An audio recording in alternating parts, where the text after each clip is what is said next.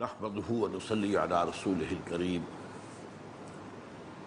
اما بعد فقال الله تبارك وتعالى كما ورد في سورة لقمان اعوذ بالله من الشيطان الرجيم بسم الله الرحمن الرحيم يا بني اقم الصلاة وأمر بالمعروف وانهى عن المنكر واصبر على ما أصابك ان ذلك من عزم الامور وقال جل وعلا كما ورد في سورة الحج الذين إن مكناهم في الأرض أقاموا الصلاة وآتوا الزكاة وأمروا بالمعروف ونهوا عن المنكر وقال عز وجل كما ورد في سورة آل عمران كنتم خير أمة أخرجت للناس تأمرون بالمعروف وتنهون عن المنكر وتؤمنون بالله وقال عز وجل كما ورد في نفس السورة وَلْتَكُن مِّنكُمْ أُمَّةٌ يَدْعُونَ إِلَى الْخَيْرِ وَيَأْمُرُونَ بِالْمَعْرُوفِ وَيَنْهَوْنَ عَنِ الْمُنكَرِ وَأُولَٰئِكَ هُمُ الْمُفْلِحُونَ وقال عز وجل كما ورد في سورة المائدة لولا ينهاهم الربانيون والأحبار عن قولهم الإثم وأكلهم السحت وقال عز وجل كما ورد في نفس السورة كانوا لا يتناهون عن منكر فعلوه لبئس ما كانوا يفعلون وقال عز وجل كما ورد في سورة الأعراف انجینا الذین ینہون عن السوء واخذنا الذین ظلموا بعذاب بئیس بما كانوا یفسقون وقال عز وجل كما ورد في سورة ہود فلولا كان من القرون من قبلهم أولو بقية ينهون عن الفساد في الأرض إلا قليلا ممن أنجينا منهم صدق الله العظيم وعن أبي سعيد الخدري رضي الله تعالى عنه قال سمعت رسول الله صلى الله عليه وسلم يقول من رأى منكم منكرا فليغيره بيده فإن لم يستطع فبلسانه فإن لم يستطع فبقلبه وذلك أضعف الإيمان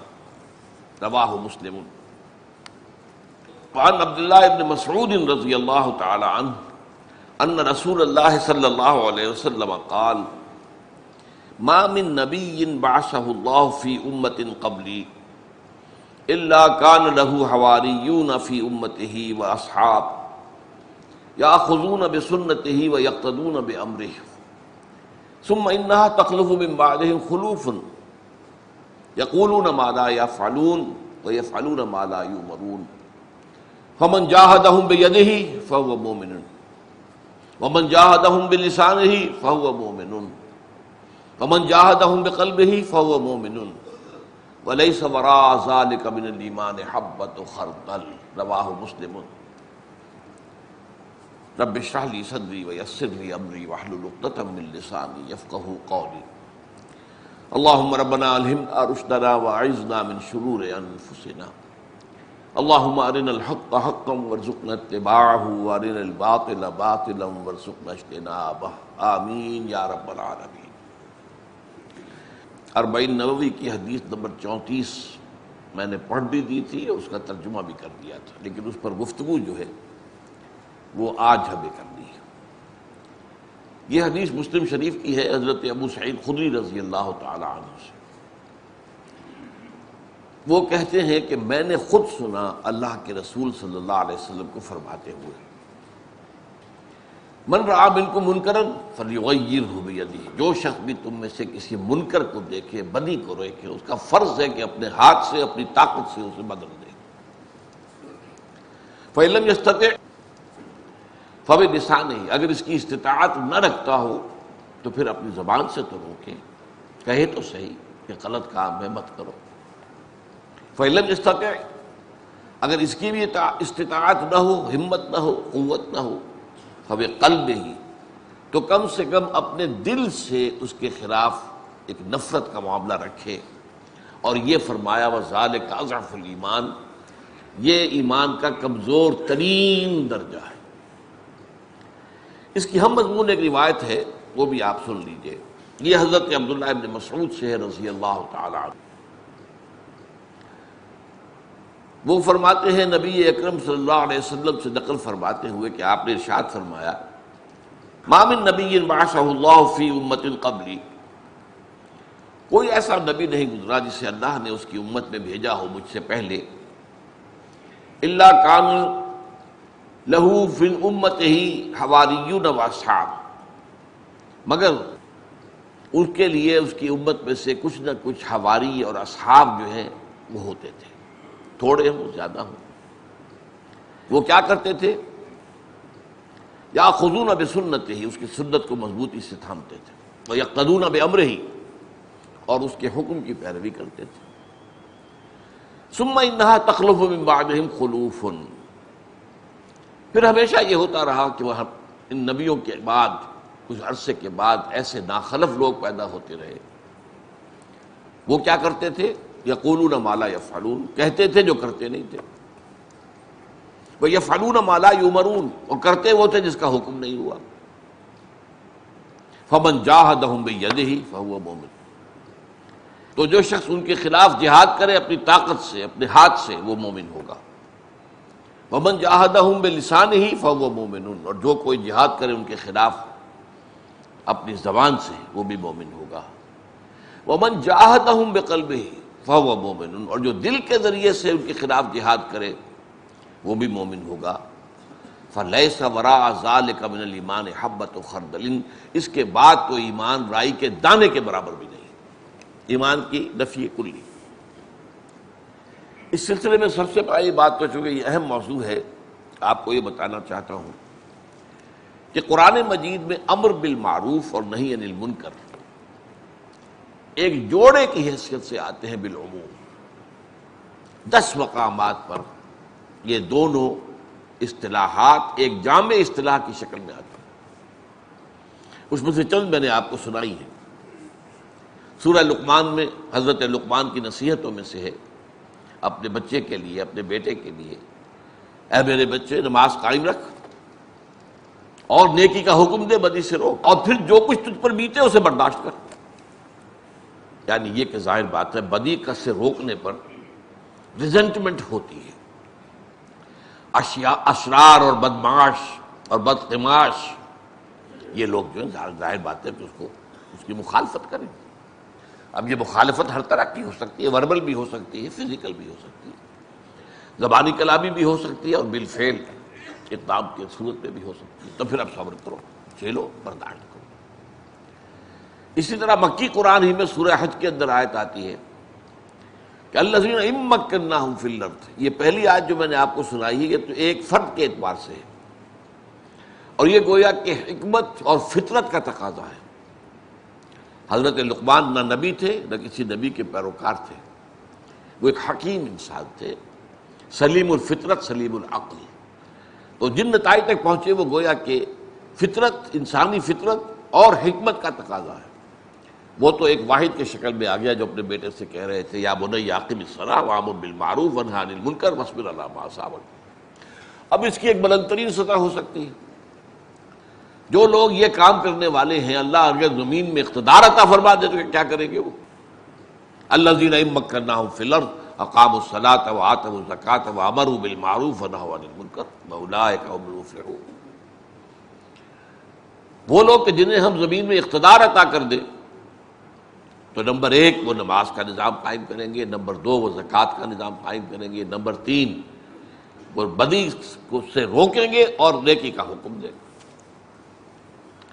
اسی طرح میں نے سورہ آل عمران کی 2 آیات کے حوالے سے آپ کو بتایا کہ یہ امت مسلمہ کا فرض منصبی ہے۔ چنانچہ فرمایا گیا کنتم خیر امۃ اخرجت للناس تأمرون بالمعروف وتنہون عن المنکر وتؤمنون باللہ۔ اب تم وہ بہترین امت بن گئے ہو جس کا کام کیا ہے، جو نوع انسانی کے لیے نکالی گئی ہے، برپا کی گئی ہے، اٹھائی گئی ہے۔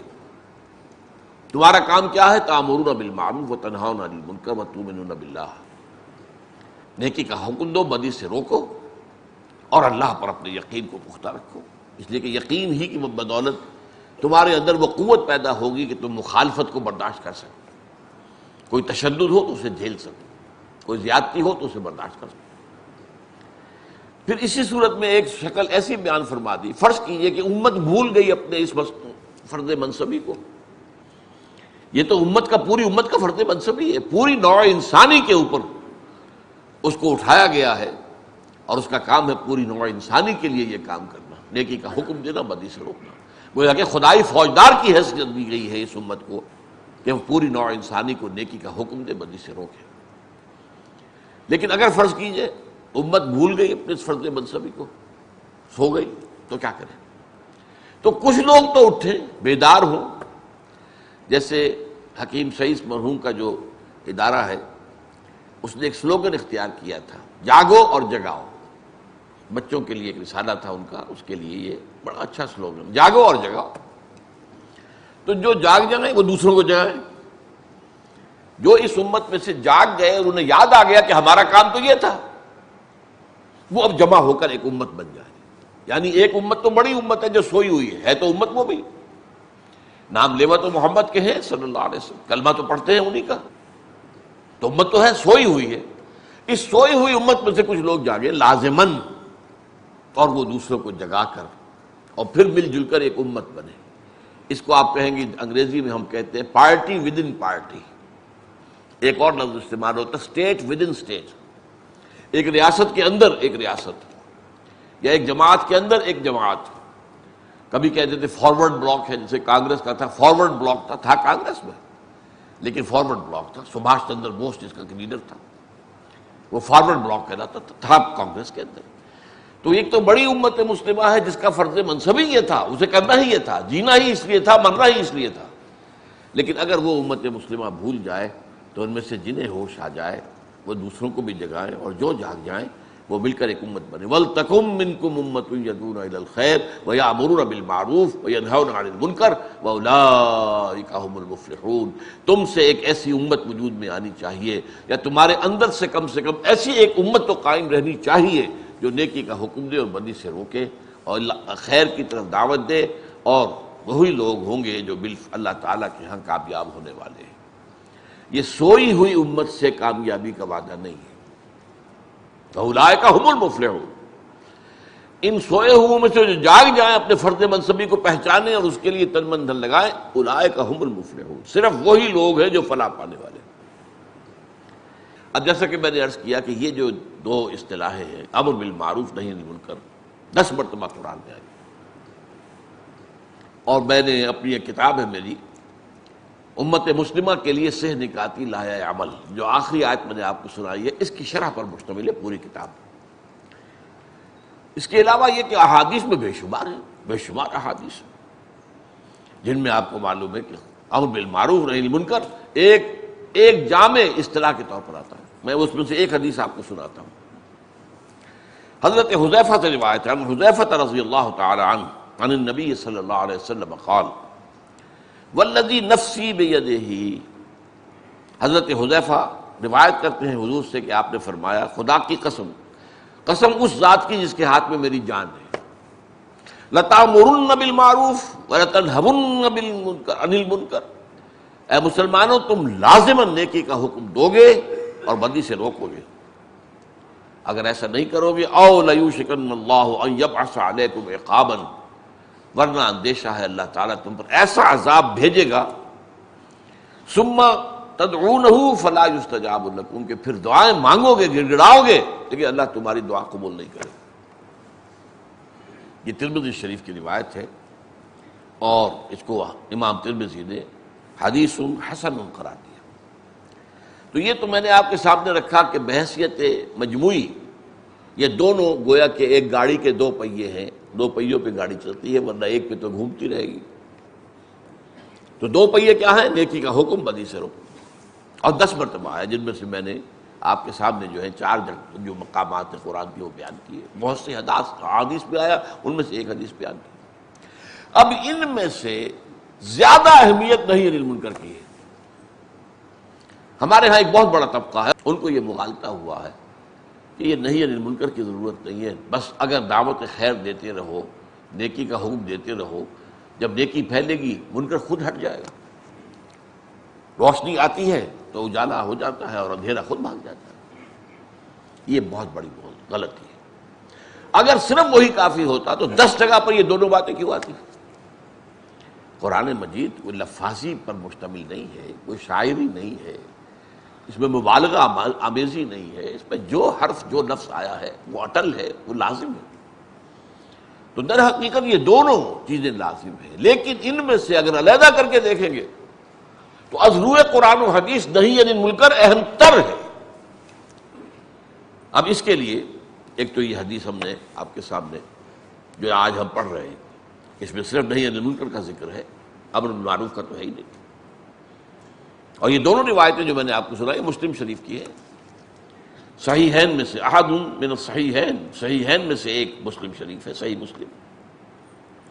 تم میں سے جو شخص بھی بدی کو دیکھے اس کا فرض ہے کہ قوت سے اسے روکے۔ اگر آپ کو قوت حاصل ہے تبھی تو قوت استعمال ہوگی۔ عام حالات میں ہم کہہ سکتے ہیں کہ جہاں بھی آپ کو قوت حاصل ہے وہاں یہ کام کرنا آپ کے لیے لازم ہو جائے گا۔ آپ اپنے گھر کے سربراہ ہیں، ہیڈ آف دس فیملی ہے، اپنی فیملی کے اندر تو یہ لازم ہوگا آپ کے لیے، نہیں کرتے تو مجرم ہے۔ البتہ آپ پر ظاہر بات ہے دوسروں پر آپ کا زور تو نہیں چل سکتا۔ آپ کا بچہ نماز نہیں پڑھتا ہے جبکہ اس پر نماز فرض ہو چکی ہو تو آپ اسے مار سکتے، سزا دے سکتے، کسی دوسرے بچے کو تو نہیں مار سکتے۔ لیکن اس معاملے میں پھر یہ ہے کہ پھر جب یہ امت جد و جہد کر کے قوت حاصل کرے گی تو پھر نہیں عن المنکر پر زور ہوگا حاصل۔ تو من رعا منکم منکرا فلیغیرہ بیدہ، طاقت سے، ہاتھ سے۔ فإن لم یستطع فبلسانہ، اگر اس کی استطاعت نہ ہو۔ اب یہ عدم استطاعت کے دو پہلو ہو سکتے ہیں، ایک یہ کہ آپ پہ ہمت نہیں ہے کہ آپ کھڑے ہو کر اور اس باطل کا مقابلہ کر سکیں، کم ہمتی کی وجہ سے بھی استطاعت نہیں ہے۔ اور ایک یہ ہے کہ ماحول ایسا ہو جس میں بولنا جو ہے وہ گویا کہ موت کو دعوت دینے کے برابر ہو جائے، زبانوں پر تالے پڑ گئے ہو تو اس صورت میں کم سے کم زبان سے تو بات کرو نا، کہو تو صحیح، اس کے خلاف تمہارے پاس طاقت نہیں ہے، طاقت استعمال نہیں کر سکتے، زبان سے کہو۔ اس لیے فرمایا کہ افضل الجہاد کلمۃ حق عند سلطان جائر، سب سے اونچا جہاد یہ ہے کہ ایک ظالم اور جو بھی مستبد حکمران ہے اس کے سامنے حق کی بات کہی جائے۔ اندیشہ ہوگا کہ وہ حاکم گردن اڑوا دے گا، لیکن نہیں، حق کی بات کہنی۔ فإن لم یستطع، اگر اس کی بھی ہمت نہیں ہے اور یا اس کی بھی طاقت نہیں ہے، طاقت نہ ہونا یہ بھی ہو سکتا ہے کہ وہ شخص گونگا ہی ہو، وہ بول ہی نہیں سکتے، اس میں یہ بھی صلاحیت نہیں ہے کہ لکھ کر بات کر سکے، یا پھر یہ ہے کہ ہمت نہیں ہے کہ مقابلہ کر سکے۔ وَاصْبِرْ عَلَىٰ مَا أَصَابَكَ جو میں نے عرض کیا سورہ لقمان کے حوالے سے، یا بنی اقم الصلاۃ وامر بالمعروف وانہی عن المنکر واصبر علی ما اصابک، پھر جو آئے اس کو جھیلو، برداشت کرو۔ پھر سیرت و کردار کا، کریکٹر کا تقاضا یہ ہے کہ اب بیٹھ نہ جائے آدمی، پیٹھ نہ دکھائے، برداشت کرو۔ تو اس صورت میں فرمایا فبقلبہ، دل سے۔ اب دل سے کیا مطلب ہوگا بدلنے کا؟ آپ کے دل کے اندر ہے تو آپ کسی اور کو بدل تو نہیں سکتے دل کی وجہ سے، لیکن یہ دل کے اندر نفرت کا ہونا ایک تو آپ کو کم سے کم بچا لے گا، آپ اس ماحول کے رنگ میں نہیں لگے جائیں گے، آپ اور آپ کے اہل و عیال بچ جائیں گے، وہاں تو آپ کہہ ہی سکتے ہیں نا، یہ تو کم سے کم فائدہ ہے۔ لیکن یہ ہے کہ بہرحال اس کو کہا گیا یہ ایمان کی علامت ہے، لیکن یہ کمزور ترین ایمان ہے۔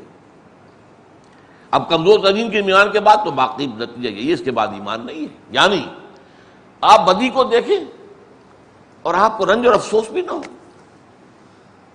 آپ کے احساسات پر جوں بھی نہ رنگے، آپ کو کوئی صدمہ بھی نہ ہو۔ ٹھیک ہے، جیسا کہ میں مثال دیا کرتا ہوں، اگر آپ کا بچہ بیمار ہے، شدید بیمار ہے، آپ نے علاج کرایا، ڈاکٹری علاج کرا لیا، حکیمی کرا لیا، آپ نے اور ٹونے ٹوٹکے بھی برت لیے، کوئی جادو کا علاج بھی کروا لیا، ہومیوپیتھی بھی کرا لیا، نہیں شفا ہو رہی، اب آپ کچھ نہیں کر سکتے۔ لیکن کیا وہ بچہ اگر درد میں تڑپ رہا ہوگا تو آپ سو جائیں گے آرام سے؟ یہ تو نہیں ہوگا۔ تو اگر آپ بدی کو نہیں روک سکے قوت کے ساتھ، یا بدی کے خلاف زبان سے بھی جہاد نہیں کر سکے، تو کم سے کم دل سے تو نفرت کیجیے، جیسے کہ بچے کو دیکھ کر جو ہے آدمی کو جو رنج ہوتا ہے، غم ہوتا ہے، افسوس ہوتا ہے، صدمہ ہوتا ہے، کم سے کم وہ تو ہو۔ اس زمن میں ایک حدیث اور بھی آپ کو سنا دوں گا، لیکن یہ کہ اس کے ساتھ ہی جو میں نے حدیث آپ کو پہلے سنا دی ہے یہ عبداللہ ابن مسعود سے ہے رضی اللہ تعالی عنہ، اور یہ بھی مسلم شریف کی روایت ہے۔ اس میں بات کھل کر امت کے لیے آ جاتی ہے، امت مسلمہ کے لیے۔ حضور ارشاد فرماتے ہیں ما من نبی بعثہ اللہ فی امت قبلی، کوئی ایسا نبی نہیں گزرا جسے اللہ نے مجھ سے پہلے کسی امت میں اسے مبعوث کیا ہو، الا کان لہ من امتہ حواریون و اصحاب، مگر یہ کہ لازماً اس کی امت میں سے کچھ نہ کچھ اصحاب اور کچھ نہ کچھ حواری نکل آتے تھے، تھوڑے ہو زیادہ ہو۔ حضرت عیسیٰ کے 12 صحابی تھے، 12 حواری تھے۔ حواری کا لفظ خاص طور پر ان کے لیے قرآن میں استعمال ہوا، قال الحواریون نحن انصار اللہ۔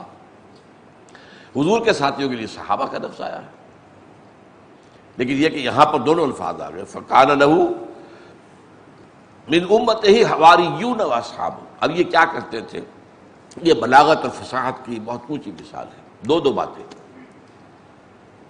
یاخذون بسنتہ، اپنے نبی کی سنت کو مضبوطی سے تھامتے تھے، جیسے ہم حدیث پڑھ چکے ہیں، عضوا علیہا بالنواجذ، مضبوطی کے ساتھ تھامو، دانتوں کی کچلیوں کے ساتھ پکڑو۔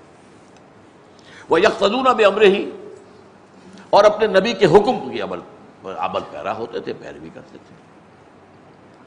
ثم انہا تخلف من بعد خلوف، اب یہ دیکھیے یہ ایک عمرانیات کا بہت بڑا قاعدہ بیان ہو رہا ہے۔ ہر کمال را زوال ہے، کمال کے بعد زوال بھی آتا ہے۔ ہر نبی کی آمد پر اس کے ساتھی آئے، انہوں نے کام کیا، بہت نیکی پھیل گئی، بہت معاشرے میں اچھائی آ گئی، لیکن پھر رفتہ رفتہ وہ تو شیطان کو تو چھٹی حاصل ہے نا۔ شیطان ہو، لعین، اس کی ضروریت ہو جنات میں سے جو غیر مرئی ہیں، نظر نہیں آتے، یا اس کے جو ایجنٹ ہیں انسانوں میں سے، وہ تو کھچریں گے، پھر زوال تو آتا ہی ہے نا۔ جیسا حضور کی جماعت کو زوال آیا، خلافت راشدہ 30 برس قائم رہی، اس کے بعد ملوکیت رفتہ رفتہ اندر آ گئی۔ تو فرمایا اس کے بعد ہمیشہ ہر نبی کے کچھ عرصے کے بعد ثم انہا تخلف من بعد خلوف، اس کے بعد ایسے لوگوں کے، وہ لوگ کہ جو یاخذون بسنتہ ویقتدون بامرہ، وہ لوگ، وہ طبقہ کہ جو اپنے نبی کی سنت کو پکڑتے تھے اور اس کے حکم کی پیروی کرتے تھے۔ اس کے بعد جیسے حضور نے فرمایا 3 نسلوں کے بارے میں، خیر امتی قرنی ثم الذین یلونہم ثم الذین یلونہم، اس کے بعد ظاہر بات ہے کہ پھر زوال تو آ جاتا ہے۔ وہ کیا کرتے تھے؟ یہاں پہ وہ 2 اصطلاحات اس کے مقابلے میں، یقولون ما لا یفعلون، وہ کہتے وہ تھے جو کرتے نہیں تھے۔ نیکی کی ڈینگیں مارنا، بڑے بڑے جو ہیں اپنے تقویٰ کا، اپنے تدین کا اشتہار دینا، یا لوگوں کو بھی نیکی کی تلقین کرنا لیکن خود اس پر عمل نہ کرنا۔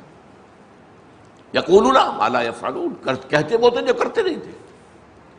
وَيَعْمَلُونَ يَفْعَلُونَ مَا لَا يُؤْمَرُونَ، اور کرتے تھے وہ کام جن کا حکم ہی نہیں ہوا۔ یفعلون ما لا یؤمرون، نئی سے نئی رسومات، نئی سے نئی تقریبات، نئے سے نئے جشن۔ اب جو لوگ ایسے ہیں، اب فرمایا جو میری اس امت میں سے یا نبی کی اس امت میں سے ان کے خلاف جہاد کرے گا ہاتھ سے، یہ بڑا اہم نقطہ ہے، میں نے اپنی کتاب میں بڑی تفصیل سے بحث کی ہے۔ کیا اگر ایسے فساق و فجار حاکم بن جائیں تو ان کے خلاف بغاوت ہو سکتی ہے یا نہیں؟ یہ ایک بڑا سینسٹیو ایشو ہے۔ علماء کی اکثریت اس پر ہے کہ نہیں، جب تک کہ وہ بدی کا حکم نہ دیں۔ ایک تو یہ ہے کہ بدی خود کر رہے ہیں، ان کے قول و فعل میں تضاد ہے، انہوں نے بدعات ایجاد کر لی، وہ عیاشیاں کر رہے ہیں اپنے بہنوں کے اندر، لیکن بدی کا حکم نہیں دے رہے، تو اس وقت تک خروج مسلح بغاوت جو ہے علماء کی اکثریت صحیح نہیں سمجھتی۔ لیکن میں اس معاملے میں امام ابو حنیفہ رحمۃ اللہ علیہ کی رائے کا قائل، ہو سکتی ہے بغاوت، ہو سکتی ہے، لیکن اس شرط کے ساتھ کہ اتنی طاقت ہو جائے کہ کامیابی یقینی نظر آئے، کم سے کم ہو یا نہ ہو، یہ بات کی بات ہے۔ مقابلہ تو دل ناتواں نے خوب کیا، شکست فتح نصیبوں سے ہے ولی ابیر، لیکن بظاہر اتنی طاقت ہو کہ ہاں ہم بدل سکتے ہیں تو تب میدان میں آ کر مسلح خروج کرے۔ اب ظاہر بات ہے جہاد ید کے ساتھ، ہاتھ کے ساتھ، اس کا مطلب کیا ہے؟ وہ تو وہی قتال ہے۔ ومن جاہدہم بیدہ فہو مؤمن ومن جاہدہم بلسانہ فہو مؤمن۔ کم تر درجہ یہ کہ زبان سے جہاد کرو، تنقیدیں کرو، بربلا کرو، جلسوں میں کرو، سر عام کرو، چوکوں میں کھڑے ہو کر کرو، نعرہ لگاؤ غلط کا کہ غلط یہ ہے، غلط ہے، احقاق حق ابطال باطل۔ اور یہی وہ چیز ہے جس کے ذریعے سے قوت میں ہم پہنچے گی۔ اگر یہ نہیں کریں گے تو لوگ کہاں جمع ہوں گے بدی کا استحصال کرنے کے لیے؟ طاقت کہاں سے آئے گی؟ لیکن یہ کہ وہ فرمایا کہ من جاہدہم بیدہ فہو مؤمن ومن جاہدہم بلسانہ فہو مؤمن ومن جاہدہم بقلبہ فہو مؤمن۔ جو ان کے خلاف جہاد کرے گا اپنے دل سے۔ اب یہاں پھر وہی بات ہوئی، جہاد کیسے ہوگا دل سے؟ یہ نفرت، واقعتاً آپ کے اندر نفرت ہے تو آپ کے وجود سے وہ نکلے گی۔ خاموش آپ رہیں گے، آپ کے وجود سے ظاہر ہوگا کہ آپ کو اس چیز سے نفرت ہے۔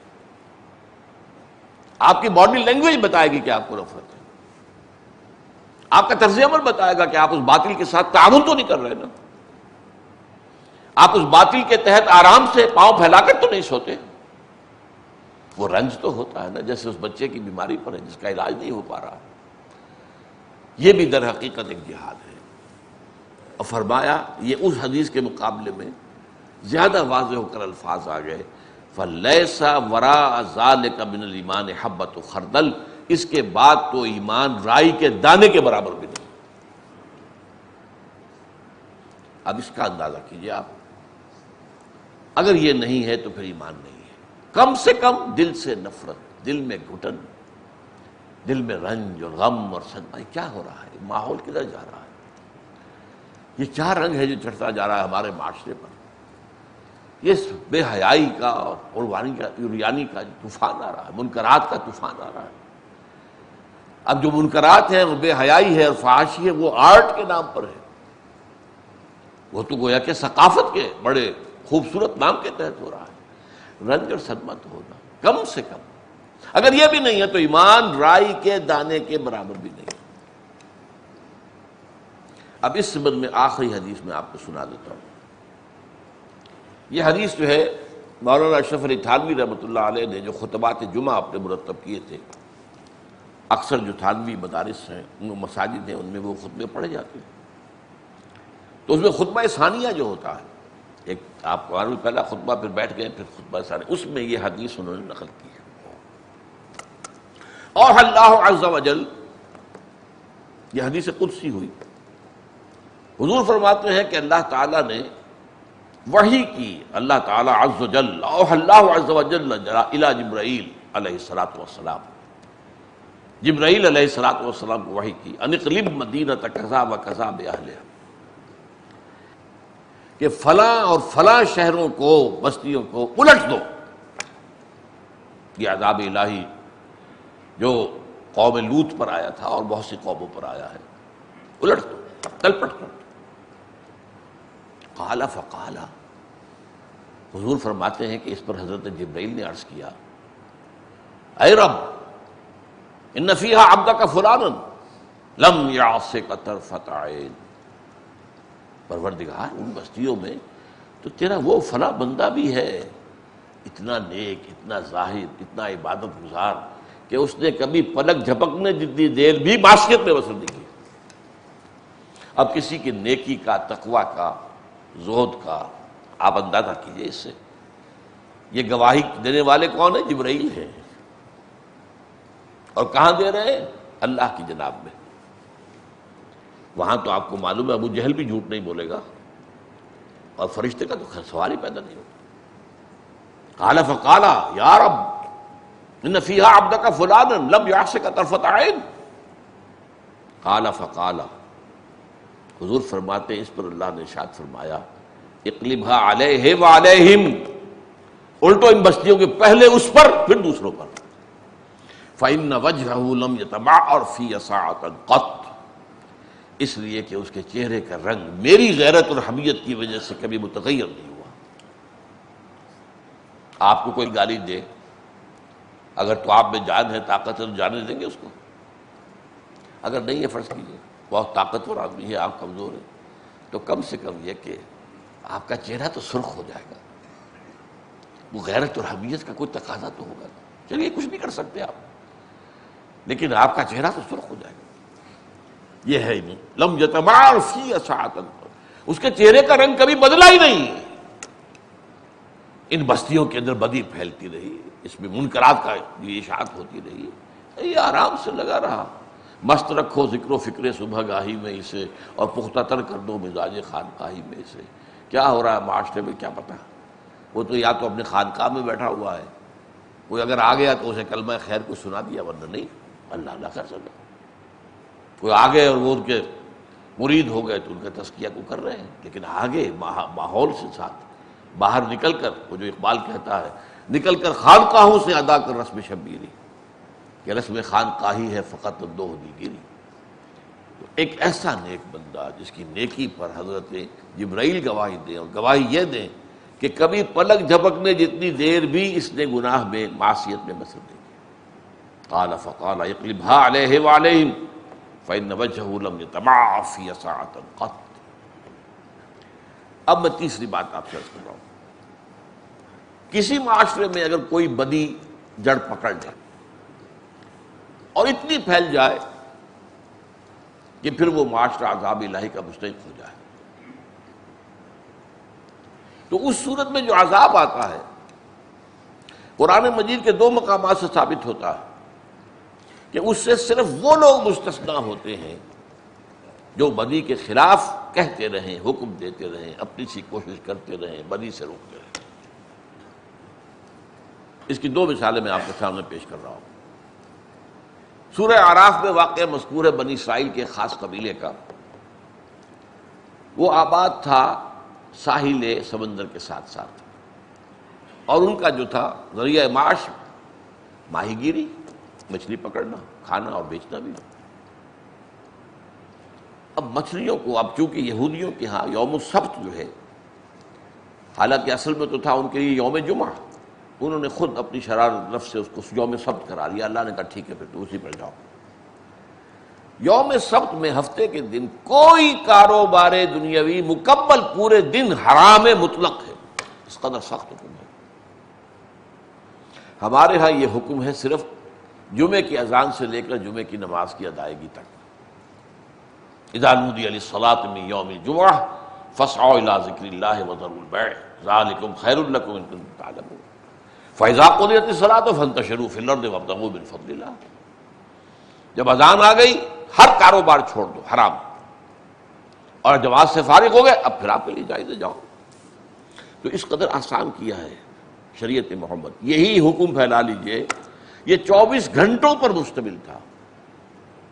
جمعے کی غروب شمس سے شروع ہو گیا، کوئی کاروبار اب حرام ہے، کوئی دنیا کا کاروبار، اور اگلے غروب تک چلے گا یہ یوم السبت۔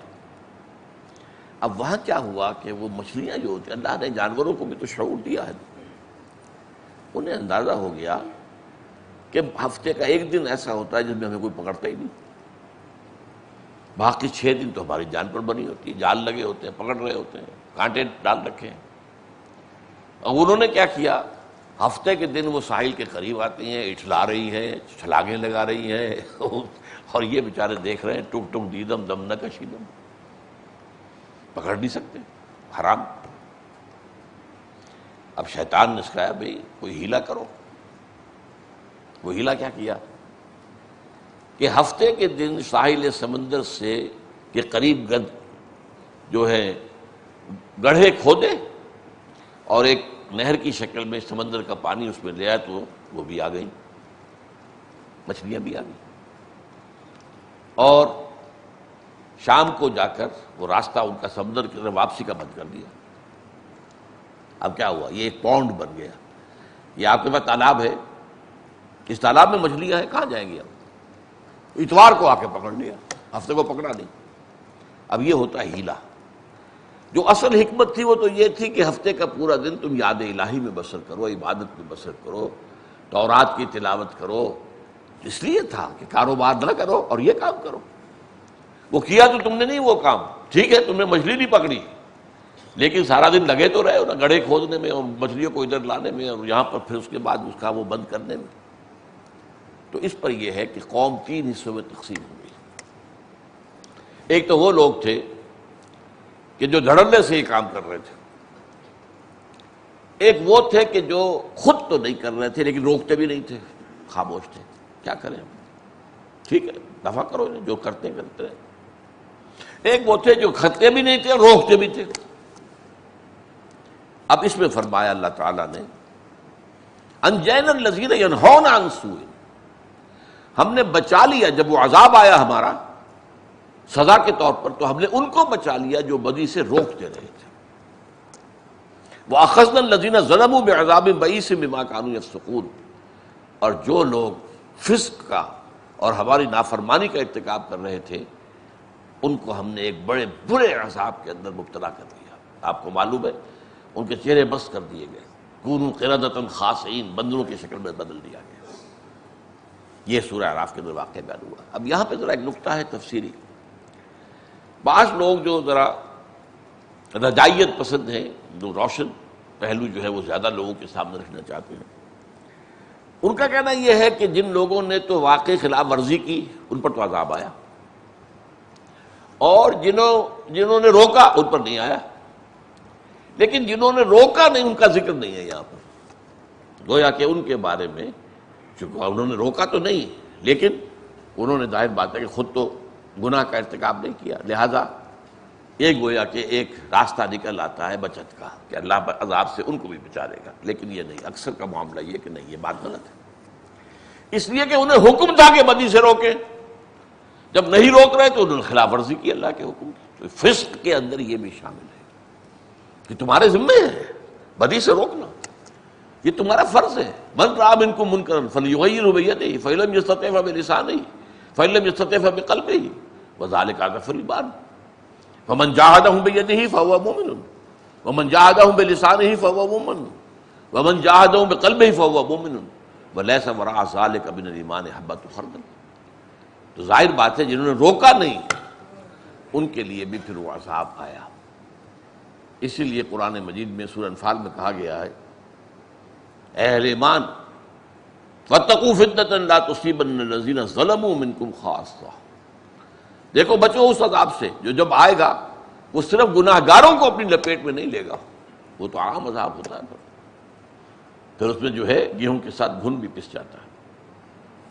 یہی بات کہی گئی ہے سورہ ہود میں فلولا کان من القرون من قبلکم اولو بقیۃ ینہون عن الفساد فی الارض الا قلیلا ممن انجینا منہ۔ یہ سابقہ امتوں کا معاملہ بیان ہو رہا ہے، حضرت ہود کی قوم، حضرت نوح کی قوم، حضرت صالح کی قوم۔ فرمایا گیا کہ کیوں نہ ہوئے ان قوموں میں جو تم سے پہلے گزری ہیں مسلمانوں، یہ قرآن کی آیت ہے تو مخاطب کون ہے؟ مسلمان ہیں۔ ایسے اصحاب کردار کیوں نہ رہے جو انہیں روکتے اس فساد فی الارض، ینہون عن الفساد فی الارض الا قلیلا ممن انجینا، سوائے چند کے کچھ کے انہیں ہم نے عذاب دیا، انہیں ہم نے نجات دے دی۔ تو نجات سے اگر کوئی عمومی عذاب آئے تو اس سے بچنے کے لیے، مستثنیٰ رہنے کے لیے کیا ضروری ہے کہ یہی بدی سے روکنے کا عمل آپ جاری رکھیں۔ اور اس کے جیسا کہ میں نے آپ کو عرض کیا ہے یہ چیز جو ہے تینوں درجے جو ہیں اس کے اندر شامل ہو جائیں گے۔ دل میں نفرت ہو حقیقتاً تب بھی اللہ تعالیٰ فضل فرمائے گا، لیکن یہ کہ زبان سے بات کرنا اس سے اوپر کا درجہ ہے، اور قوت کے ساتھ یہ سب سے اوپر کا درجہ ہے۔ قوت نہیں ہے تو قوت حاصل کرنا اسی مقصد کے لیے وہ اس کا قائم مقام ہو جائے گا کہ قوت حاصل کر رہے ہیں، کس لیے کر رہے ہیں؟ جیسے کہ حدیث میں آیا من جاء الموت وهو يطلب العلم ليحجج به الاسلام فبينه وبين النبيين درجة واحدة في الجنة او كما قال صلی اللہ علیہ وسلم۔ اس شخص کو موت آ گئی اس حال میں کہ وہ ابھی علم حاصل کر رہا تھا تاکہ وہ اللہ کے دین اسلام کو زندہ کرے، نیت یہ تھی، علم کے حصول کی نیت یہ تھی۔ اب ظاہر بات ہے وہ کون سا علم ہوگا؟ ایمان اور شریعت والا علم بھی ہوگا، تو اس کے ذریعے سے شریعت کو زندہ کیا جائے، نافذ کیا جائے۔ ایمان کا علم ہوگا جس کے نتیجے میں جہاد اور ذوق شہادت پیدا ہو جائے. تو من جاء الموت، اسے موت آ گئی. ابھی تو وہ فارغ بھی نہیں ہوا، دین کا علم حاصل نہیں کیا، لگا ہوا تھا، ابھی پورے تن من دھن کے ساتھ لگا ہوا تھا، لیکن موت آ گئی. من جاء الموت وهو يطلب العلم ليحيي به الاسلام، علم طلب کر رہا تھا، مقصد یہ تھا کہ اس کے ذریعے سے اسلام کو زندہ کرے. اب سنیے کتنی بڑی خوشخبری ہے. فَبَيْنَهُ وَبَيْنَ النَّبِيِّينَ دَرَجَةٌ وَاحِدَةٌ فِي الْجَنَّةِ، تو جنت میں اس کے اور نبیوں کے درمیان ایک درجے کا فرق ہوگا، یعنی صدیقین میں شمار ہو جائے گا. انبیاء کے بعد کا درجہ کیا ہے؟ صدیقین. ان کے بعد کیا ہے؟ شہداء. پھر اس کے بعد کیا؟ صالحین. بینہ وبین النبیین درجۃ واحدۃ فی الجنہ. اسی طریقے سے یہ جو نہی عن المنکر نہ کرنے کا معاملہ اہل کتاب میں ہو گیا تھا، یہ امت مسلمہ کے لیے گویا کہ تنبیہ کے طور پر قرآن مجید میں بیان ہوا ہے. چنانچہ سورۃ المائدہ میں آیا ہے 2 دفعہ، لولا ینہاہم الربانیون والاحبار عن قولہم الاسم واکلہم السحت. یہ جو بنی اسرائیل تھے، ان کے جو اولیاء اللہ ہوتے تھے، صوفیاء ہوتے تھے، مشائخ ہوتے تھے، یا احبار ہوتے تھے، بڑے بڑے علماء ہوتے تھے، یہ اپنے لوگوں کو کیوں نہیں روکتے رہے گناہ کی بات زبان سے نکالنے سے اور حرام خوری سے؟ کیوں نہیں روکا؟ ظاہر بات ہے کہ یہ نہیں کیا تو یہ ظاہر بات ہے پھر ان کے لیے اللہ تعالیٰ کی طرف سے وہ مقام اور منصب جو انہیں عطا ہوا تھا، جو بعد میں ہمیں عطا ہوا، پھر انہیں ہٹا کر کنتم خیر امت اخرجت للناس تأمرون بالمعروف وتنہون عن المنکر وتؤمنون باللہ. اسی منصب پر ہم سے پہلے بنی اسرائیل جو ہیں وہ فائز تھے، 1400 برس تک رہے. وہ معمولی بات نہیں ہے. ہمیں بھی ابھی 1400 برس ہوئے. ان کی جو ہے بحیثیت امت تاریخ شروع ہوتی ہے حضرت موسیٰ اور حضرت ہارون سے، اور اس کے بعد وہ معزول ہو گئے ہیں حضرت عیسیٰ کے بعد. حضرت عیسیٰ اور یحییٰ ان کے درمیان 1400 برس کا فاصل ہے. لیکن فرمایا ان کے خلاف جو فرد جرم قرآن مجید میں آئی ان میں سے ایک یہ بھی ہے، لولا ینہاہم الربانیون والاحبار عن قولہم الاسم واکلہم السحت. کیوں نہیں منع کیا ان کے احبار نے، ان کے رہبان نے، ان کے راہبوں نے، ان کے علماء نے اپنی قوم کو؟ ان سے نذرانے تو لیتے رہے، ان سے خدمتیں تو کراتے رہے، ان سے سب کچھ ہوتا رہا، اپنی عزت بھی کراتے رہے، اکرام بھی کراتے رہے، لیکن روکا نہیں، بنی سے نہیں روکا. تو ظاہر بات ہے کہ یہ ان کے جرائم میں سے ایک بہت بڑا جرم ہے. اسی طرح فرمایا کانوا لا یتناہون عن منکر فعلوہ. ان لوگوں کے جرائم میں سے ایک یہ بھی ہے کہ وہ نہیں روکتے تھے ایک دوسرے کو اس منکر سے کہ جو وہ کرتے تھے. لبئس ما کانوا یفعلون. بہت ہی بری ہے وہ بات جو وہ کر رہے تھے. اسی میں ایک اور حدیث آتی ہے کہ بنی اسرائیل میں سب سے پہلے جو خرابی پیدا ہوئی وہ کیا تھی؟ ان کے علماء شروع میں لوگوں کو روکتے تھے، یہ غلط کام ہے، یہ برا کام ہے، مت کرو. لیکن ان کے ساتھ کھاتے پیتے بھی تھے، ان کے دسترخوانوں میں بہترین لذیذ مرغن کھانے ملتے تھے، جا کر کھاتے تھے. اکیلہم، ان کے ساتھ کھانا تھا. یہاں تک کہ اللہ تعالیٰ نے ان کے دلوں کو بھی خراب کر دیا. یعنی یہ ہے وہ نفرت کا تقاضا، کم سے کم ایمان کا تقاضا. ایسے لوگوں کے ساتھ خلا ملا تو نہ رکھو نا، ایسے لوگوں کے ساتھ دوستی تو نہ ہو. وہ نخلا و نترک من یفجرک. آپ ہر رات کو یہ اللہ تعالیٰ سے کہتے ہیں، دعویٰ کرتے ہیں، بہت بڑا دعویٰ، اے اللہ جو بھی تیرے بات کی نافرمانی کرے ہم اس سے ترک تعلق کرتے ہیں. نخلا و خلا، ہم علیحدہ ہو جاتے ہیں ان سے. وہ نترک کو ترک کر دیتے ہیں. یہ ترک موالات اگر یہ نہیں ہے، انہی میں گھل مل رہے ہیں، ہنسی ہو رہی ہے، گفتگو ہو رہی ہے، ہاں ٹھیک ہے کبھی خیر کی بات کہہ بھی دی ہے، یہ تو صرف جو ہے گویا کہ عنوان کے طور پر بات کرنے کا وہ معاملہ ہے جس کی کوئی حقیقت نہیں. پھر یہ کہ ہماری نفرت کا تقاضا تو پھر یہ کہ ان کے ساتھ جو سوشل جو ہے وہ بائیکاٹ کیا جائے، اور اس میں یہ ہے کہ اپنے کم سے کم اپنے آپ کو اس صورت میں آپ بچا لیں. اللہ تعالی ہمیں اس کی توفیق عطا فرمائے. فصلی اللہ تعالی علی خیر خلقہ محمد وبارک وسلم تسلیما کثیرا کثیرا.